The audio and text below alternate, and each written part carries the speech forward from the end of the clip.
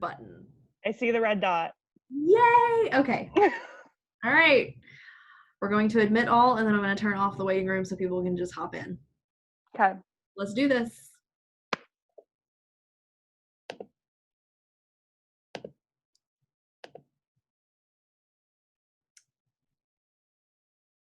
Hey, everybody. Yes, queens. As we've got everyone coming in from the waiting room, we did turn that off so people will be able to just kind of jump in. Did just put into the chat, if you have questions, feel free to comment here. We can kind of do this a couple different ways. We can do it as a moderator function if you want to just put your question into the chat, or if you want to use the reactions and do the hand raise, we can call on you, let you unmute yourself and ask questions that way. So hope that you enjoyed the first part of our session, but we are really excited about this part as well with the breakout function and trying to kind of facilitate some discussions. So we're excited that you're all here and looking forward to starting this conversation. So that being said, does anyone have any questions that you thought of during this time? If not, if anybody has advice, tips that they've seen throughout their career as well. I know Katie put a piece out on Twitter when she was getting ready to do this presentation as well, and got a lot of really great advice, maybe even from some of the people that are here today. Of course, we weren't able to get all of that advice brought in on our opening session part. We were trying to keep it short to really continue the conversation here and have the majority of it as a discussion here rather than a presentation format. So Katie, if there's anything specifically that you know of that maybe didn't get touched on during the presentation portion, but that you'd like to address as further conversation here. Sure. I think I got a lot of good advice, and most of it was actually not from sports info people. So I think it's good to get advice from those outside of this network, especially those who work in a more social related field. A couple of the pieces we've recorded, I think 2 weeks ago, so I don't fully remember everything I put in there. But I think a lot of them is engaging with strangers, and obviously you guys are here to do that. There's a lot of you on here who are ready to engage with us. I know some of you, there's a lot of you I've never met, so I'm excited about that. Like Danielle said, feel free to shoot in any questions. I think some of the big things on that and is just being yourself on social media. I think one of the big things that people feel like they need to do to be professional is to be a steward for their brand fully and completely, which is obviously a part of what you're doing. If you work in a field like this, you want to promote your brand and you want to be as accessible and you want to be as positive about your brand, but I think you also can be positive about yourself and about who you are and show that off. And I think that's, luckily for me, I think that's why I've been able to develop my own personal brand on social media and why I've been able to meet so many awesome people. Many of who are on here right now that I had never met on Twitter or Facebook, and that I'm now really good friends with. So that's kind of my big thing, is just using social media to actually be social. And I wish I'd pulled up that tweet right now so I had it to look at, because I know there were a lot of other good things on there that I'm not mentioning currently. What are some of the best ways that you found to connect to other people? I mean, obviously there's Twitter group chats, participating within some of those discussions, but what's the best way to connect to some of those people that maybe are in different fields rather than just sports information and kind of expanding that network? Absolutely. I mean, if you want to get to meet social people for teams you like, I follow basically the social media people for every professional sports team I'm a fan of. I want to know what they do. I want to learn about them. If you get on Twitter chats, I know there's a lot of Twitter chats. Some are being revived. YP Sports Chat is one of the ones that kind of is in the biggest, is Young Professional Sports Chat. And they do it every Tuesday night. And they do some really good questions, whether it's about current events, whether it's about getting your first job, deciding on grad school, etc. They change the topic every week. And there are people from marketing, from administration, from pro sports, from sport agencies, all over the field, from professional organizations, that you can then, they'll tweet something. If you like it, engage with them. Don't just like it, don't just retweet it, actually engage with them. And then maybe you start following each other. And then you kind of develop a friendship. And like I said, I've made some really good friends just through those kind of things where you're just stepping out of your box and engaging with people that you don't know on social media. I think everyone's on social media on a public platform because they want to engage with others. And so don't be afraid to just respond to someone, even if you don't know them. I did that on Facebook a lot, and that's how Sam Atkinson decided to name me Katie from Facebook. And so just don't be afraid to put yourself out there. People are on there for a reason. Definitely. We talked about it in the presentation earlier, talking about maybe some challenges in building a personal brand. I know we've asked for any questions, but are there any challenges that the group here has come into, or, you know, maybe it's not a question, but it's just a scenario that maybe you're not sure how to handle, or any comments that you have as well? I mean, that's what the whole point of this is we're not trying to continue to just talk at you. We want to hear from you as well. So any comments that you have to add to this discussion are welcome. You do have the ability to unmute, and right now we've had success with so far not talking over each other. So I'm going to turn the reins over. If you would like to unmute yourself, I'm opening the floodgates. I know it's dangerous. Do it. It's okay. Don't all jump at once. Alan Babbitt from Hope College here. I struggle myself. I'm, 48. And I struggle a little bit with, I see so much noise from social media and some of the negative things that it can cause while positive, and how much to talk myself. And there's sometimes where I just want to go quiet. I wonder about that impact on your brand when, you're trying to find that, right. Like with yesterday with Blackout Tuesday, my main focus was not saying my words, but trying to promote African-American voices and try to find that right balance as a personal, knowing I am as an ambassador, but also sometimes I don't want to talk. Yeah. I mean, I think you don't need to be out there every single day, every single hour, whatever it may be, depending on the platform. I think your brand is in who you engage with. Your brand is in how you amplify voices. Like you were just saying, yesterday was not a time for me to speak, for you to speak, whatever it may be. If you didn't feel comfortable with that, that's fine. And I think that becomes part of your brand, is knowing when to back off. And I think that's an important part of it. And I think you don't need to be on social media every single day. There are times I work in social. My job is mainly social media and new media. There are times I want to throw my phone across the room and not get on the internet for a week. And I sometimes will just log out of my personal Twitter account, because if I get on my work one, it's very differently curated than how my personal one is in terms of who I follow, trends that pop up for me. I don't think it's a bad thing to get yourself off social media. And no matter how important having a personal brand is, your mental health is more important. And I think social media has so many great positive things, but it can do so many terrible things for your mental health, whether it's body image kind of stuff, or it's just having to deal with news constantly. Twitter especially, each platform has different things. I guess I'm mostly on Twitter. It can do so much negative for your mental health. So to know when to step away is fine. And I don't think you need to be on it constantly or feel the need to update constantly because you want to keep your personal brand. If that makes sense. If that's what you asked. Do you think it's better to have a pro account and a personal one, or do you try to, I've done that with Facebook, and I'm getting out of it because it was too much to try to manage both. Yeah, to me, I think my personal brand is me, and that's what, with my job, without my job. I have one account. I've never personally considered making a second account just to be more professional, because I am professional. I have done well in my career, all that stuff, but I'm also me. I'm just Katie. I'm a mid-20s girl who likes, whatever.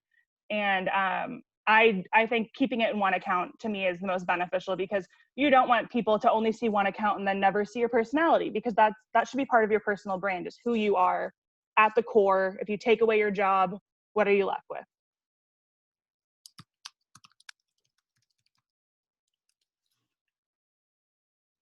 Anyone else? I think to kind of comment on that too, just about whether or not to post or whether or not to be silent. I think it's just all about authenticity. If it feels genuine for you, then it's part of what you should do. If it's just to be a part of this, if it's just to check a box or because you feel obligated, then I don't think that that's as Yeah. impactful. And I think that's the thing that even our student athletes within our like work see when content is genuine and authentic. So I think the same thing applies with our personal social media as well. If it's genuine and authentic, then people are going to relate to it. And if it's not, it's easily seen through. Agree. Anybody else? Did anybody else struggle with kind of the same thought process yesterday as Alan?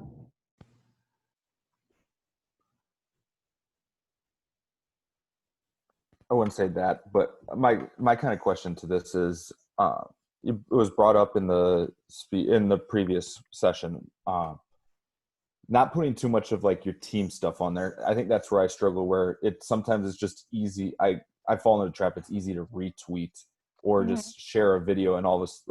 Because for me personally, I've been at one school the whole time, so that's kind of all you see on my account besides my Packers and Brewers stuff that I like to retweet. But like, how do you kind of combat that when you don't want that one job to be your total brand? But Yeah.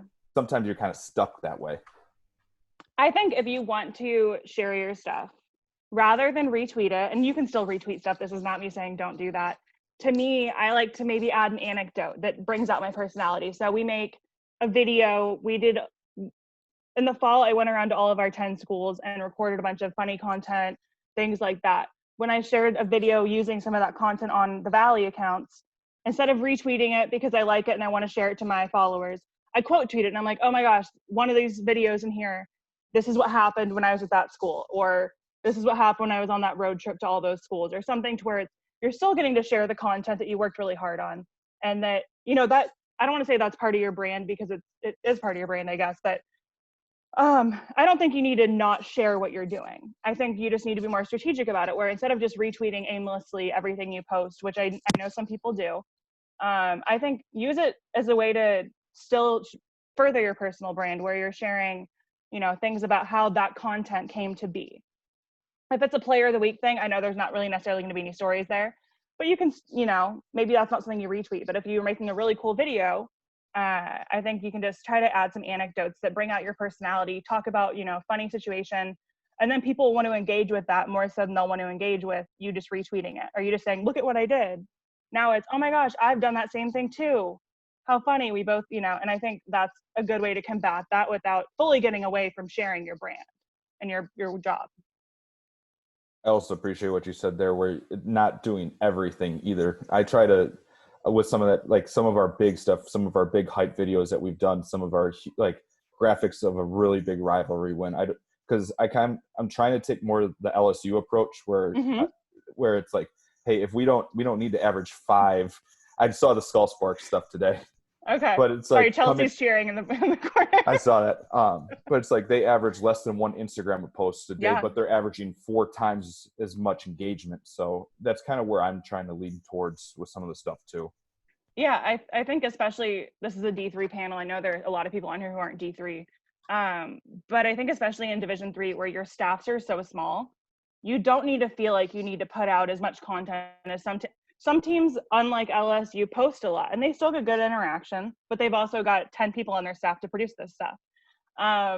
But I think that putting out less content, but more meaningful content, and that doesn't need to be highly produced, something that took 10 hours to do. It can be a photograph of 2 people hugging. And if you have the right caption or you have the right thing, and then you can share that and say, it was great to capture this moment of our 2 players, whatever it may be, on your own personal stuff. And just personally, you don't need to post every hour. I know Twitter, your stuff can get hidden pretty quickly in terms of depending on how busy it is that day. But yeah, I agree with that. The LSU approach is not a bad one, but they do have a lot of people to help make all that stuff come to light, including our own Chelsea. I think when you're talking about your own personal brand and your sharing your work stuff on there, I think one of the things you need to think about is the same way that you would approach your work Twitter is think about your audience. Like who is following you on Twitter? And I can tell you that I have unfollowed many people who all they do is just retweet their work stuff. If I wanted to see that, I would follow your work account. So I need give me something else. Yeah. Give me more about you, more about what you're doing, more about a story behind, why you're retweeting that or why you're sharing Yeah. that. Completely agree. Yeah, and that goes back to the branding thing and my personal brand. I asked people on that same tweet that I posted about, I asked people like about branding, and one of my friends who is not an SID, but he works in marketing at another school, mentioned like your brand is exposed brick and skylines, because a lot of the stuff I post, I have an apartment with exposed brick. I love home decor. I love interior design. And I post a lot about that, and people know that. They don't just know me as the girl who tweets or the girl who posts graphics for the Valley on social media. They know about my life and things that I find important.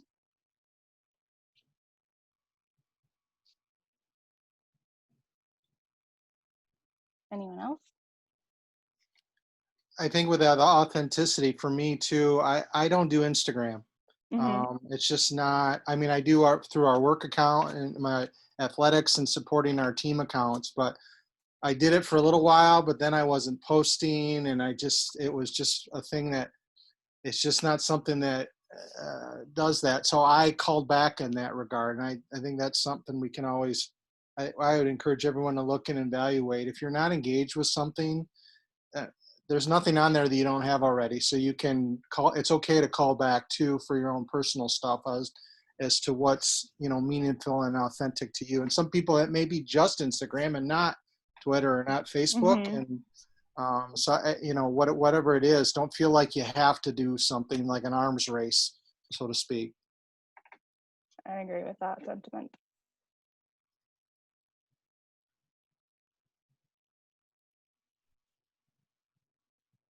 Any other comments, questions, concerns?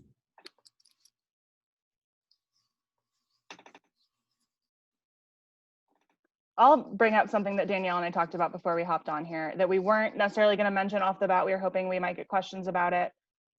Regarding everything going on in the world right now, and this is kind of an open-ended, I want to get answers from you guys, because her and I have our opinions, we discuss them. Right now, with everything going on in the world in terms of race relations and racial inequity, for you, when you're working on your personal social media and you have your own opinions and stuff, how do you guys share your opinions? Let me back that up again.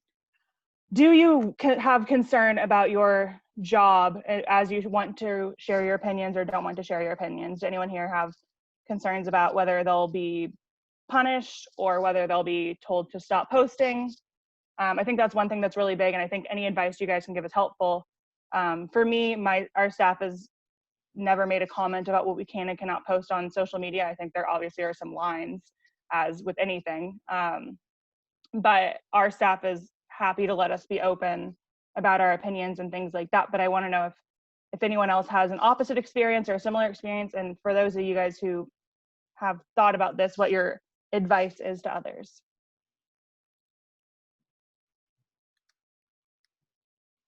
I don't have, I'm not posting anything super controversial. Actually, I don't post anything controversial at all.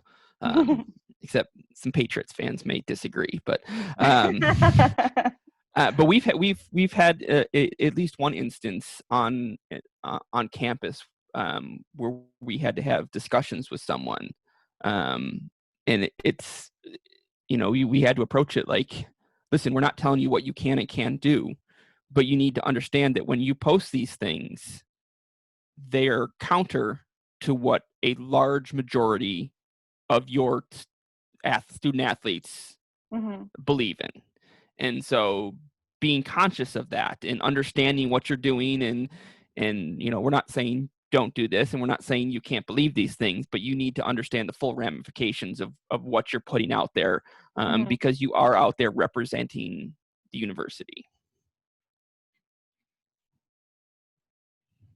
I know I've treated it I try to treat it the same way as I am when I'm on, I think, a press row with our basketball games. We are fortunate to have a lot of people at our games. I'm down on the scorer's table. How I deal with my students or deal with people on that table is going to be seen.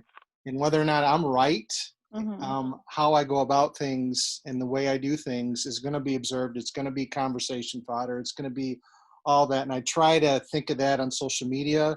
I'm not afraid to express some things, but I also know that, try to know myself what that line is, because you just know people are going to observe. And I know if I were, whatever direction you want to go with, especially in today's climate, if you go to that extreme, you open yourself up, and you kind of just have to keep that in the back of your mind as you're posting things, whatever you might be arguing or supporting. I try to make that analogy to help me kind of stay without and editorialize myself before, something might happen where I mean, I have never felt a threat like that, but we all know that reality is there regardless of where you're at. Definitely. So I've been at Bates 5 years now, and I'm very opinionated on my personal Twitter account. They've never mentioned anything to me about anything I've tweeted, which is very nice. I have total freedom there, it seems like. In this particular case, I really am trying to focus on elevating what statements Bates is making, because honestly, like Bates, because of our historic mission and our history, the institution's going to be able to articulate thoughts on these matters much better than I could. The tweets I have shared have been links to where people can donate if they want to help from my personal account. Obviously, they're probably going to do that part of it, but that's what my thoughts are in terms of this specific issue.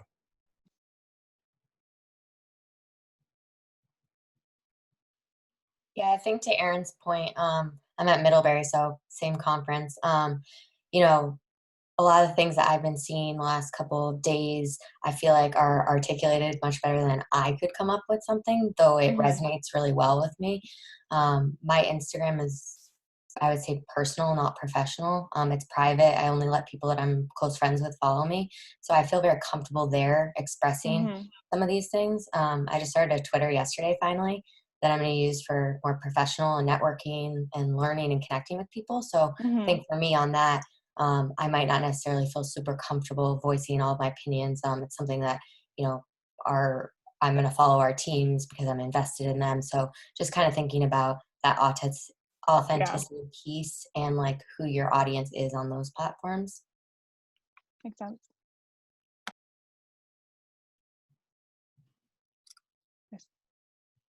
For any of you that just jumped in, I know we had a couple of new folks get added into the mix. We're kind of discussing how everyone was handling the racial inequity and Blackout Tuesday and just everything within personal branding regarding everything that's going on in our climate right now. And just talking about if there were concerns for individuals that are posting things on their personal brand. Are you concerned about the reaction from your conference, your school, your employer, just to kind of get the couple of you that have just joined in up to speed? We're just having a conversation here, so feel free to jump in. I think Joseph unmuted himself a couple of times, so I'll call him out. Appreciate it. So I kind of look at it as stuff that you're putting on your personal account. I like it that you're representing not only yourself, but the institution that you're working for. So and I kind of view it similar to like if you're out in public and you're wearing your school's gear, your conference's gear, stuff like that, you wouldn't want to do anything that kind of makes school kind of people assume that isn't what they're representing. So that's kind of how I view not only just the situation, but really just in general as far as posting on social media. You kind of want to you can, it's okay to express, everybody has opinions and everything, but just kind of keep that in the back of your mind. You're representing more than just yourself. Put that out there. To that point, one thing that, this might be a hot take, I don't know. One thing that drives me crazy is putting in your Twitter bio, these opinions are my own and not your employer's. If someone sees that, they're going to link it up with your employer. It does not matter what your Twitter bio says. If someone sees me put something up, I would never put this up, but I put something up super controversial or racist, once again, would never do that, not saying I am. But if I put something up that's offensive to people, they're not going to say, oh, well, her employer doesn't think like that. They're going to say, Katie Mucci, Missouri Valley Conference, Assistant Commissioner for Nudity and Technology, posted this. So, hot take, but when you're personal branding, I leave that line out of your bio if you feel like it, because it doesn't matter what it says. They're going to link it up with your employer, and it reflects on them, like you just said. Yeah, those are about as effective as posting on Facebook. I don't give Mark Zuckerberg permission to use my photos. Comes up every year. Yeah. Any other questions or comments on any other questions unrelated to what we just talked about, or comments on that? I have found, actually we're smart Hanover College. I have found that some of the coolest interactions that I've had with student athletes have been through some of the posts, like on my personal account. When we were in Florida for baseball this year, one of our players had a walk-off, and I took the video and posted it on my personal account, and just had great interactions with some of our student athletes, like when we got back to campus, of just them making comments on it. And so I think that too, if the personal content you put on there can also lead to great interactions with student athletes. Absolutely. And that kind of goes back to the point about when you're thinking about engaging with content from your job and your work account, add a story. If you were to post that from the school account, the walk-off home run, quote tweet that from yours and say, wow, and tag them and say, it was so awesome to be able to capture this moment for so-and-so. Engage with them. They're going to grow up and graduate, and they're going to be in the professional world, and maybe some of them want to do what you're doing. Maybe some of them are going to go on to do awesome things. It doesn't hurt to have those relationships with them too. That's a really good point, Ashley. I think that takes you out from behind the computer when your student athletes can Definitely see what you're doing, and all of a sudden you become more than the stats person or the PA voice or whatever you do at your individual school. Absolutely.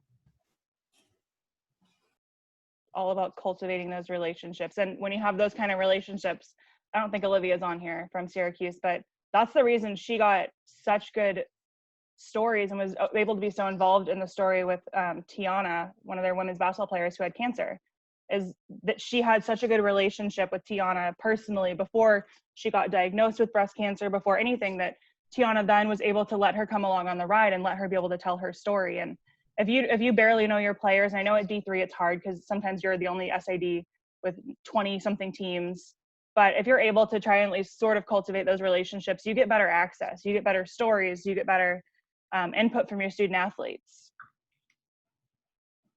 They don't just see you as, like you said, the stats guy or the PA guy. They'll see you as, oh, this is the person who is doing all of our social media, who's at every game, who, they'll thank you more. And good advice.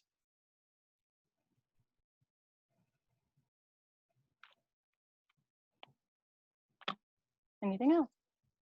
Hey, Katie, as a person that's always on social media 24/7, how do you have the energy to post on your own account on big topics that you really want to talk about or share? But a lot of the times, I'm just too damn tired to put energy towards my own when I'm just super busy with my teams, whether during the year.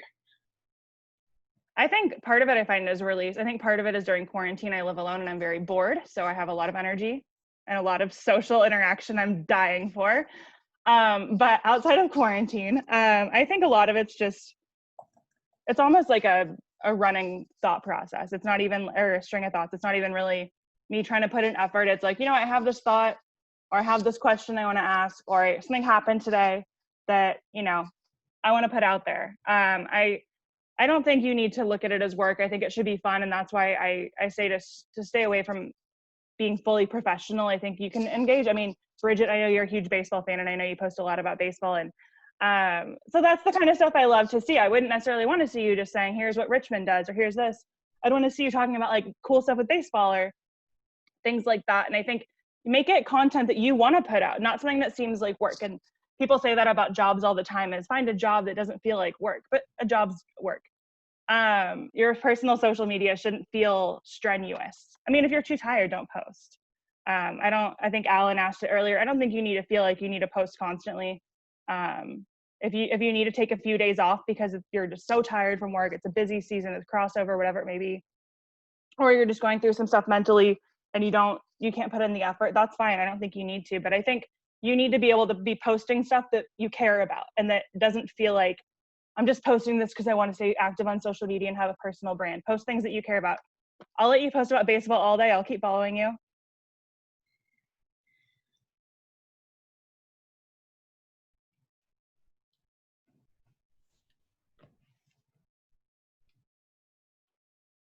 feel like I'm aggressively scanning this room to see if anyone unmutes themselves.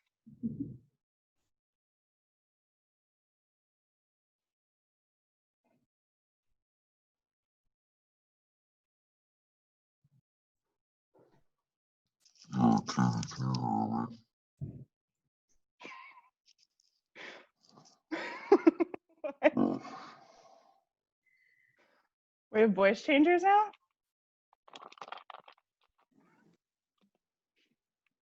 Hey, Katie, Hi.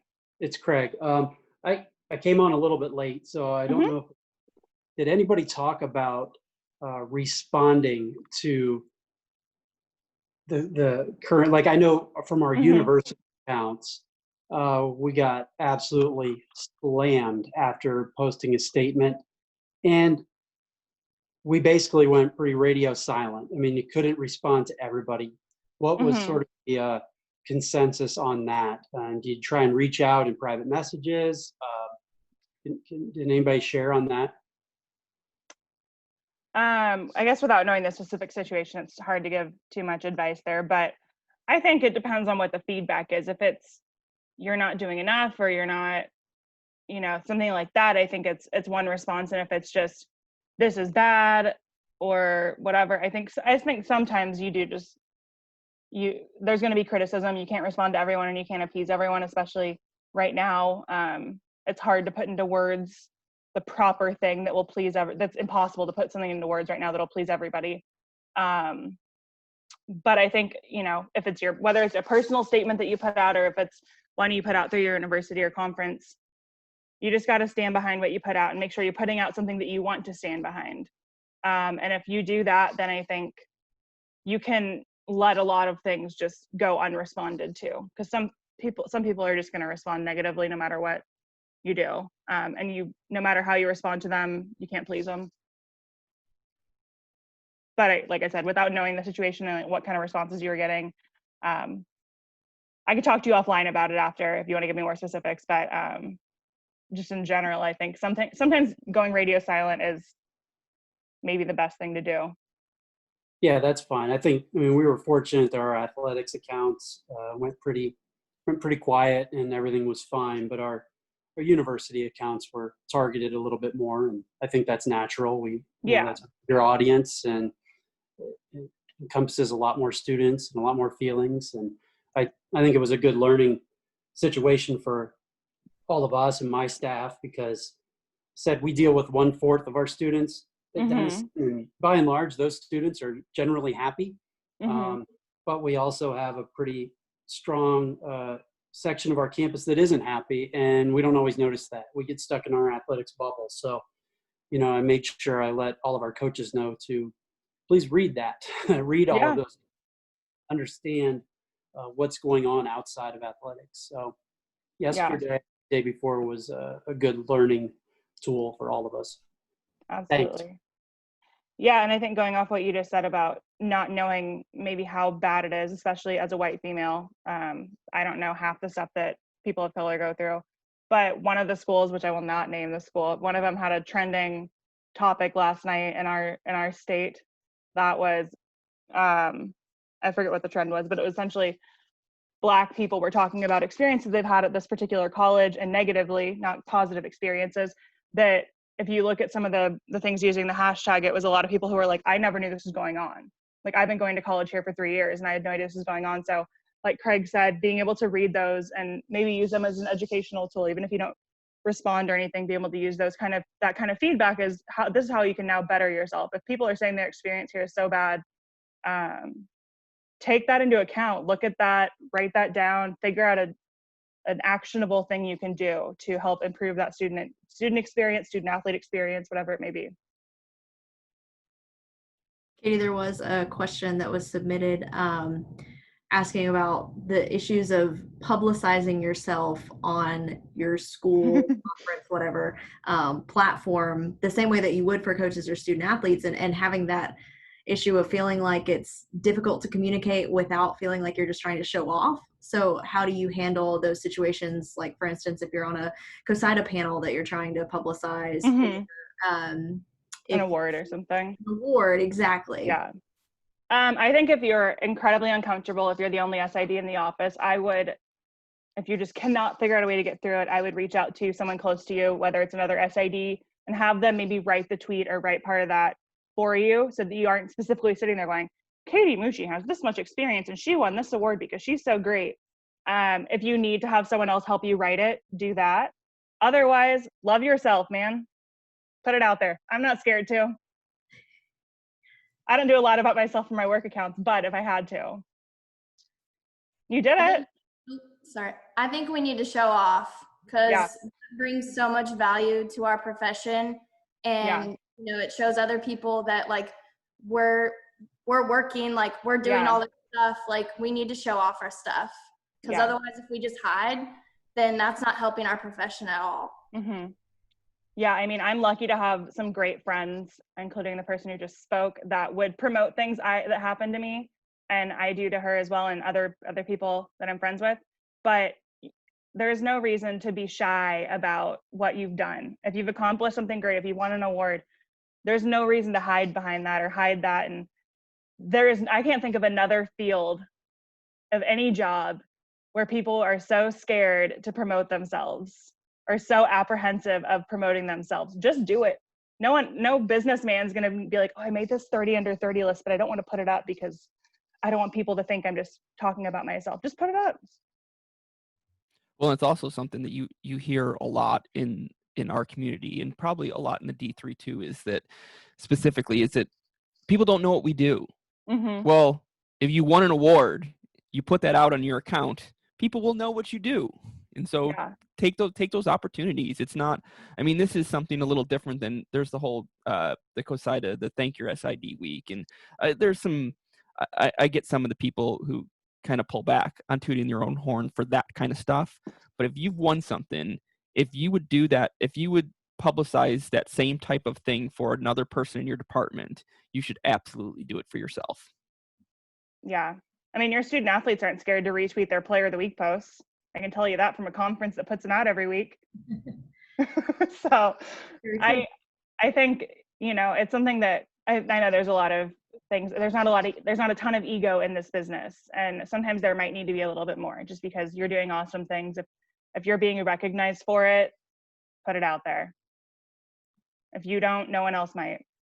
I think one of the things that helped me to kind of get over promoting myself or helping other people promote themselves is that I think of it as a promotion for the school. So if I win an award, that obviously reflects well on me, but I work at Middlebury, so then Middlebury gets that recognition. So if you're not promoting that, you're also kind of doing a little bit of a disservice to the school because they don't know that you won that award and they can't also tout that on maybe their main channel or other channels as well. So I kind of try to look at it from that perspective of not myself, but we promote our athletes, we promote our teams, we promote our school, and that's part of it. Yeah, I agree. And I think for a lot of people I see in this, for the faces I can see are young professionals, I think one of those things as you're looking to further your career is people have to know that stuff about you. If you watched the session before, I told you I got my job because I met someone through social media. And then when the job came open, he said, you'd be great at this. You should apply. And it's because I'm not scared to talk about things I've done that I think are really cool or awards I've received that I'm proud of. And that's how I got a job that, took me to a different level. So I think you got to.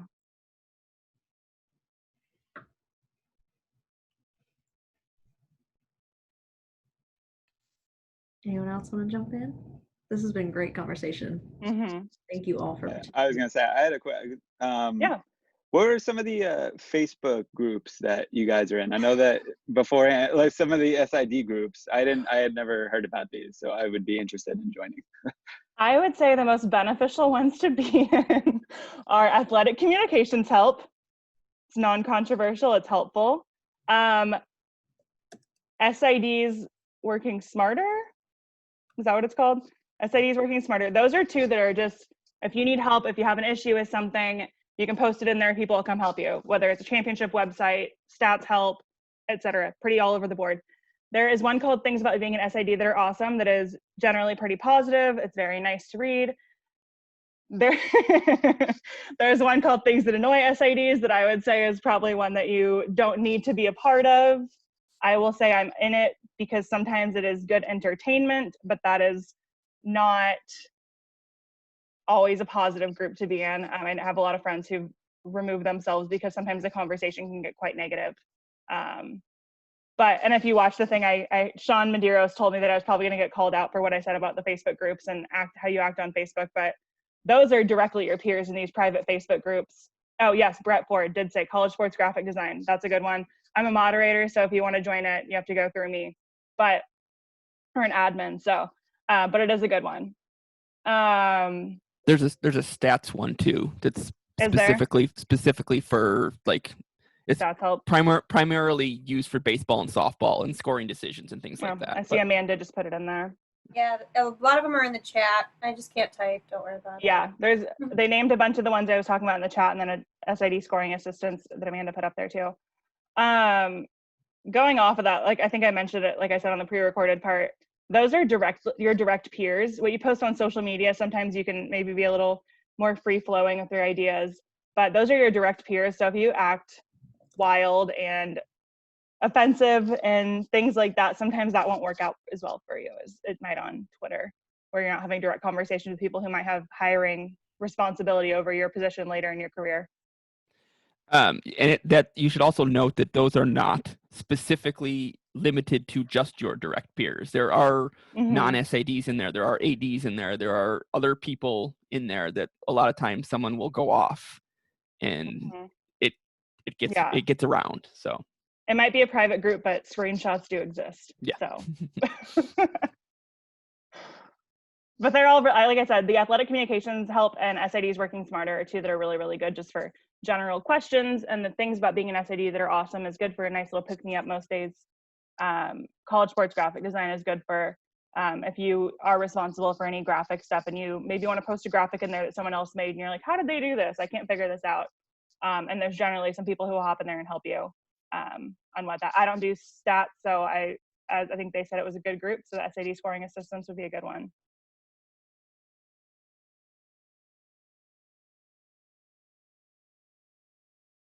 And the fitness group that now Chelsea and Chris have both posted about. It's fun. Camaraderie.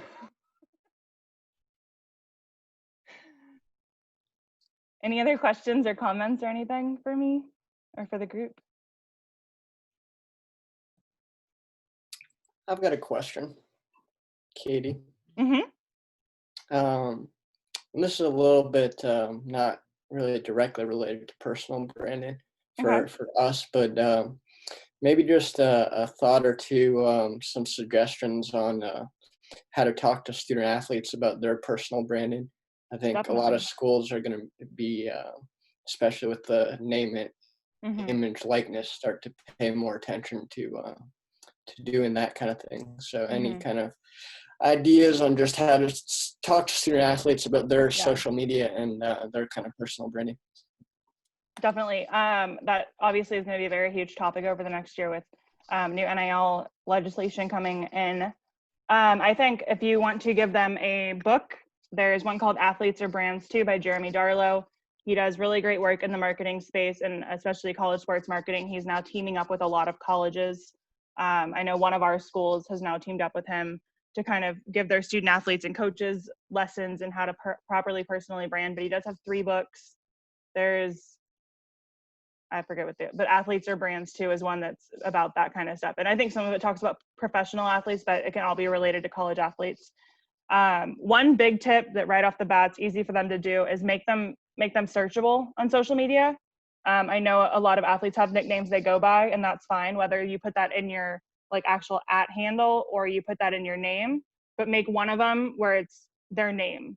So if I search John Smith and maybe he goes by Jay Smitty, if they're both Jay Smitty and I'm just searching John Smith, I'm never going to find him, or I might not find him. But if, you know, he wants, whichever one he wants to be, or whoever, making their name searchable, make sure they are easy to find. There are athletes in our league that may have 5,000 followers on Twitter, and I cannot find them for the life of me because they have some weird name with numbers and letters and just something that means something to them, and makes sense to them and their friends. But if we're getting to the space where now they're going to try and be, getting sponsorships for their name, image, and likeness, they need to be able to be found. Katie, it was mentioned. Could you Yep. drop the name in the chat? Perfect. And he just came out with a new book, like last week, called The Darlow Rules. I spelled that wrong. Called The Darlow Rules, that is about marketing, if you need more info on that. But that's the one that's about athletes and brands. Dang, Taylor.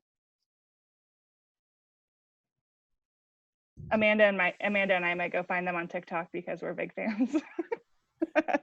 Yeah, we have a kid who I found out has 150,000 followers on TikTok, and we jumped into the TikTok game because long convoluted story, but we were giving out an award, and there's always a tie for the award, and normally it's rock paper scissors.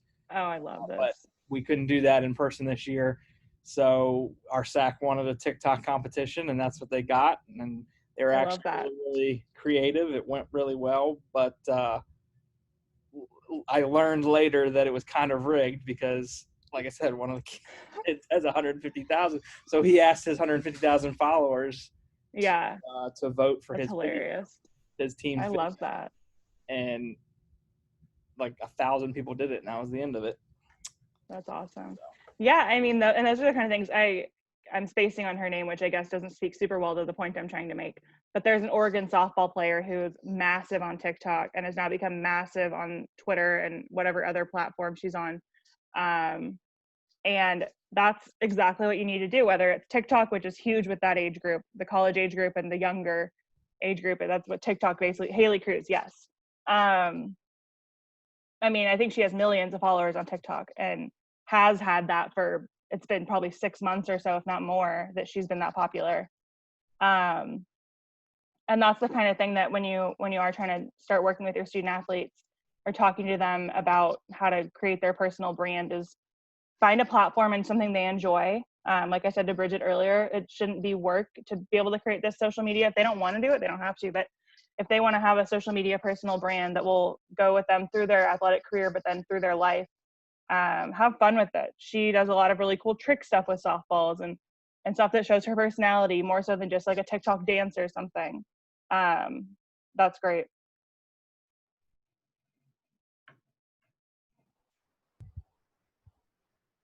Hey, Katie. Mm-hmm. I'm just curious, how many people you know in your conference or even around use like Open Doors or Influencer to help promote personal branding with the student athletes? Looking at budget-wise Division III, it's hard for us to really do that. But if we can do something like that, is that something you suggest to help even at the lower level? You've been at Division III, and like we have a certain amount of athletes that we could brand that we're going to go on and be whatever in their careers. Is that something that as SIDs we should pull aside certain student athletes and say, hey, you've got a great brand here growing, I want to help you with this? Is that something you suggest to some of these guys and girls and ladies, men who are doing all this? Yeah, we actually, our committee put out a piece. Eric Lindsay from Kentucky was the one who wrote it, put out a piece last week maybe on the COSIDA website about this exact thing. I think Kentucky uses Influencer. I have a lot of friends who use Open Doors, but he mentioned in there some ideas that I hadn't really thought of, because our staff spoke to Open Doors a little bit ago, and just we had some other things we wanted to spend our budget on that we felt to be a little more important at the time than that. And it's a really good platform. It's very good. I do think it is definitely geared more toward the big D1s who can afford a pretty good chunk of change to do it. But a free version of it would be to set up a Dropbox or a Google Drive or some kind of online file sharing system where because a big part of Open Doors and Influencer is like, if you have game images and you want to say like, hey, can you post, a picture after the game that's like, if you had the game winning home run and you want to share that video or that image with them to try and get them to post it, to not only talk about themselves, but talk about the school brand, is just set up a Dropbox or something after media day. If you want your student athletes to post some of the media day fun photos you took, put it there and then have them say, by the way, all the media day photos are in this folder. You can now access them.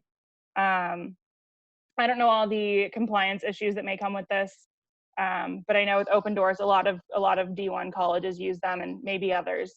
But if you don't have the budget to use Open Doors or Influencer, those ones let you kind of write the tweets and post out for them. But even if you just want to do the file sharing, where you're sharing videos and images they can use that promote themselves, but also promote your brand and look professional, you can just put them on Dropbox and have specific folders that are, or SmugMug. I know a lot of people use SmugMug, and you can tag the photos so they can just search their name. I would just do it that way and say, Media Day photos are up from earlier. We'd love it if you guys post it with a caption about how fun it was or something like that. I think it's important. I mean, it helps them build their brand to be able to share that content with them, so they can not just post some selfie that they took on Snapchat that's crappy quality. They can post professional images. I'm going to chime in. Sydney at Shenandoah, we use Open Doors, and we use them for 2 years now. And we started using them just so we could supplement our team accounts and have coaches really taken charge of their account. And it's helped a lot. It's been very beneficial, and they're great people over there. Yeah, they are awesome people. I've met with them a few times. If you have the budget, Open Doors is definitely a good product. We at LSU used Socially the last couple of years, or last year and a half or whatever. But I think we are moving to Open Doors is what I heard this week. So if that gives anybody else help. And I think Adam's question, I think you can also use it if you don't want to get to the student athlete space quite yet. You can also use it with your coaches. If you have images of action photos from them, or if you have things you want them to post, I think you can do a similar file sharing system where you put up these images and say, hey coach, we put up some images from Media Day and we want you to post about the season, or we want you to do this, to help them brand themselves, because sometimes coaches are going to be looking for other jobs soon. It's a field that's like that. One of the things we've done the last couple of years is we use Flickr. And so after every game, we post them on there and just tweet them out, tag our account, put them up on Facebook.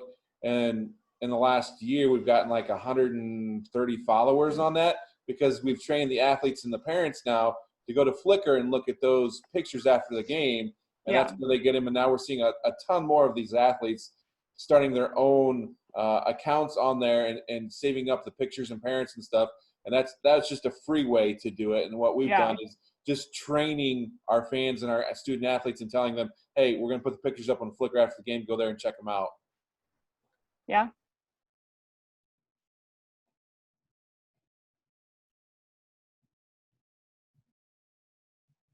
Thanks, Alan.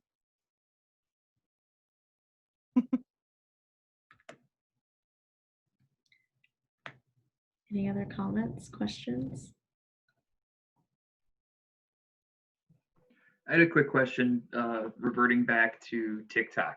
Mm-hmm. What's the general attitude towards the app across the industry, and if athletic departments are utilizing it, how are we utilizing it? And frankly, it's a get off my lawn moment for me, because I think it's extremely annoying. But I don't know what everybody else thinks. And I know that, fish where the fish are, the student athletes are there, so it could be valuable. But if it is valuable, how are we using it? I think it can be. I'm trying to think off the top of my head of some good athletic accounts that use it. We don't use it, but that's also, I'm at a conference. The ability to get content from student athletes would require me going to 10 SIDs, and they would actually kill me if I said, hey, by the way, can you just film a really quick TikTok challenge? But Amanda and I are both addicted to it, and Kaylin too, I think. So we are frequent sharers of TikToks. I think it can be useful. I know the NBA did a really good job with it for a while. They used a lot of it, or a lot during the All-Star game. They actually brought out TikTok influencers to Chicago for the All-Star game to help do stuff. And there are some some professional athletes that are really big on it. I think you just have to use it how it's supposed to be used, which is to show off fun moments and personalities, and whether it's a TikTok dance or it's a challenge or the audio. If you're just using it to share videos on a different platform, I wouldn't do that. But if you're going to use it, I think how TikTok is intended, which is fun videos and challenges and whatever, I think it can be really beneficial just to build your brand. I think TikTok is this is a little off topic for what this was, but if you are going to do something like that, like you need to do it well. And because, like you said, it's a get off my lawn moment, you need to figure out if A, you can support it even with that mindset, and then B, if you can't technically support it, could you find a SAC or something that could support it and do something like that? I am seeing more and more teams that are trying to take control of it, which I think is a good thing. But also, obviously, we just need to make sure we're having those conversations about what kind of music they're using and all of that type of stuff, because there are a lot of challenges and songs that can be very offensive to people if they're not thinking about it. I mean, just I'm thinking about the whoa challenge right now, and you know, your girl's breath is like whoa. You're not really thinking about it, you're just doing the challenge, but in fact you're insulting a woman. And so those are kind of the things that I think will come up as TikTok evolves. But it's just like Vine, it's just like Vimeo. I mean, these things are coming and going, and I think you really need to do the social media that you have, you need to do it very well, and that's what you need to pour your efforts into. I agree with that. Yeah, I'm an old man and I don't understand TikTok, but somehow I spend 30 to 60 minutes a day. Like I don't understand why I can't stop doing this, but there's some feedback there. Yeah, but so I watching it, it's like I feel like we need to do this. We need to this is where the kids are. We need to be there. Yeah. But I can't do it because I am too old to make sense of doing those videos myself. And so I said, we need to do this. I want us to do this, but I'm not going to start anything until I can find some student athletes who will take it over, and because that's where it needs to come from. It needs to come from the people who truly understand what's going on. And I think, but like Amanda said, before you even delve into that, you need to really recognize, like, is this even something that we should be doing right now? Like I said, it would be fun. I like TikTok. I scroll in it for 2 hours until 1 a.m. sometimes. But for us, does it do anything for our brand as a conference? Not really. Are we trying to market to potential student athletes? Because a lot of people on TikTok are high school age. We're not recruiting players to the Valley. We want people to know the Valley. We want people to recognize our brand, but that's not really our target market. Our target market is, you know, fans and things like that, when we want to get them to come to championships and whatnot. So as a school, I think you need to decide, is this our target market? The age group on there is generally probably 16 to 22 is the majority, plus Amanda and I. Outside of that, you need to know, like, are you getting on there just to make people laugh? Or are you getting on there to try to find prospective student athletes? Are you getting on there trying to find prospective students? I think you have to figure out if it's even worth the amount of time it would take, because a lot of the good videos are edited off the app, and then you'll have to go into video editing. It's not just filming something quickly on your phone. Then you have to go to video editing and then getting it back on there.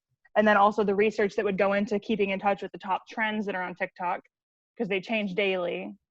Make sure it's something that you're really prepared to go into with time and effort. And that's why maybe getting student athletes to take charge of it, like a SAC group, would be the best way to do it if you feel like your school should be on it. I've actually also had students, like, because I'm on TikTok, I've seen them and I'm like, hey, send me that video. And then I'm not sending their TikTok out, but I'm still sharing their content on one of our platforms in a better way, I guess.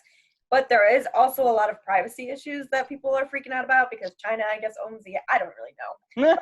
That's another thing to consider.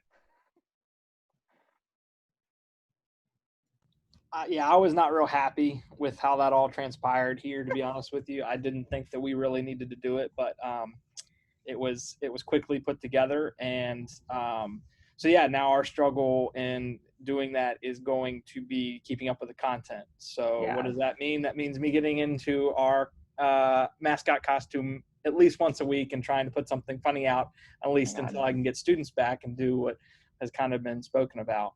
I love that so much.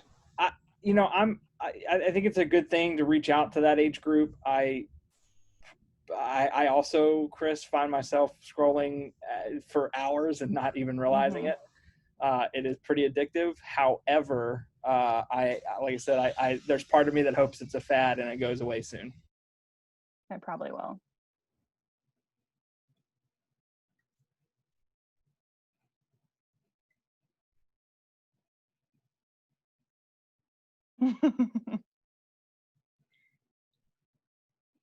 I think Katie and Danielle did a great job, but I just have one really small thing to add. I know I'm not a Division III SID, but I respect a lot of you guys so much.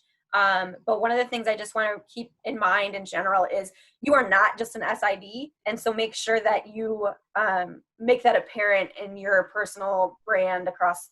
And I think Katie kind of hit home, but like CJ was saying, how he kind of really just retweets a lot of his school stuff, and then the Brewers in Wisconsin. Well, obviously you are a Packers fan and whatnot, and so that is a little bit of personality, but you can throw in here and there. I actually was the opposite, where I barely ever share anything from my school because I'm like, this is weird that I'm sharing what I just created. And so I've gotten into that a little bit more, like Katie says. So be yourself. If people are going to judge you, they're not your people. So just remember that. Completely agree, Amanda.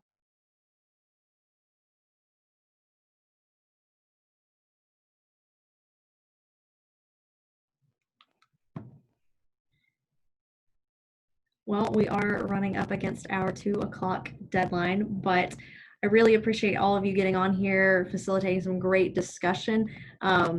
It's just been awesome to spend some time together and be able to talk shop. I mean, it's a little different version of it.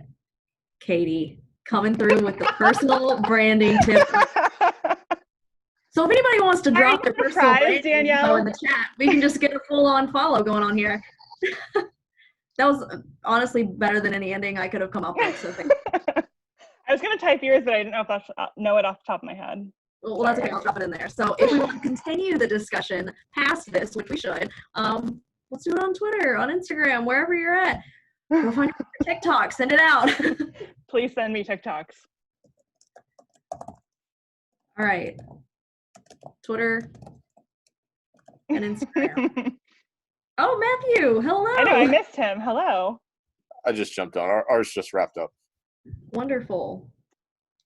Well, everybody, it's been fantastic. We appreciate you all being so interactive and just jumping in and being a part of this. It's been great. Thanks so much for your time. Enjoy the rest of Division III content later on today and tomorrow, and of course, virtual convention going on next week, but throughout the month of June. Just check the website. Go to DIII.com. I don't have a great plug for it, but it's fine. That's good.